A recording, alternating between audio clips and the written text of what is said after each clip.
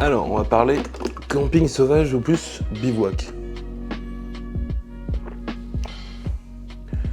Déjà, quelle différence il y a entre camping sauvage et bivouac?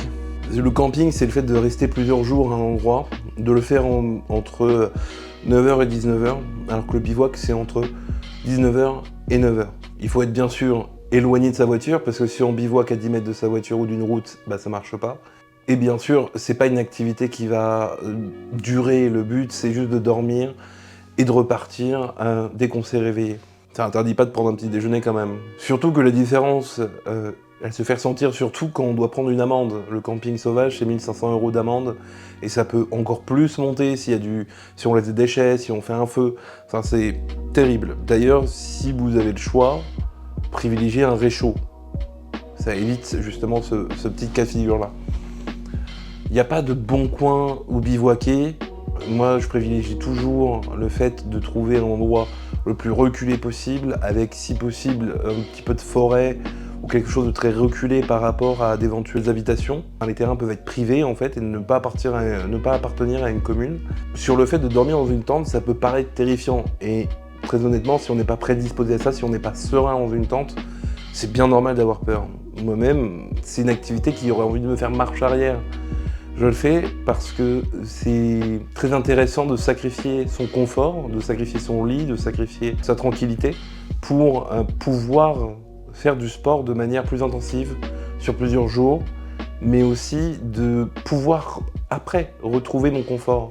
Il y a une notion vraiment qui m'est propre, qui est que plus je galère et plus je vais apprécier le fait de retrouver mon lit, de retrouver mon canapé, de retrouver le fait que je peux mater un film tranquillement, que je peux dormir sereinement.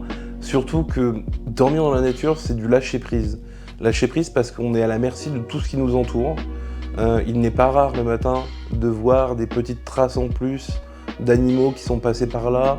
Même la nuit d'entendre des poissons quand on dort à côté d'une rivière qui clapotent dans l'eau. De surcroît, en plus, je ronfle. Tout le monde, que ce soit animaux, personnes passant par là, savent qu'il y a quelqu'un qui dort. Le mieux, c'est de privilégier les endroits reculés et où on peut se sentir en sécurité, de repérer un petit peu les cartes, que ce soit avec le GPS, même quand on s'arrête, on regarde sur Google Maps, si on n'est pas proche d'une habitation. Le but, c'est de déranger personne, de ne pas déranger la nature et de ne pas déranger le milieu dans lequel on se trouve. On est seulement passager dans ces moments-là, et le mieux, c'est de ne pas laisser de traces de notre passage, pas de laisser de traces pour les suivants qui pourraient passer par là, encore moins de contrarier de potentielles personnes qui passeraient par là et qui feraient qu'en fait, on n'aurait plus le droit. On a une chance formidable en France, c'est que les rivières sont dites publiques. On ne peut pas interdire le passage dans celles-ci, on ne peut pas bloquer le passage, et on peut voyager de manière quasi infinie dessus. Et je trouve ça formidable. J'ai qu'une chose à vous conseiller, c'est d'essayer de camper et de pouvoir voir le monde différemment. C'est une manière de dormir qui est certes inconfortable, mais qui fait passer le temps de manière différente et qui fait apprécier d'autant plus le temps qu'on passe chez nous.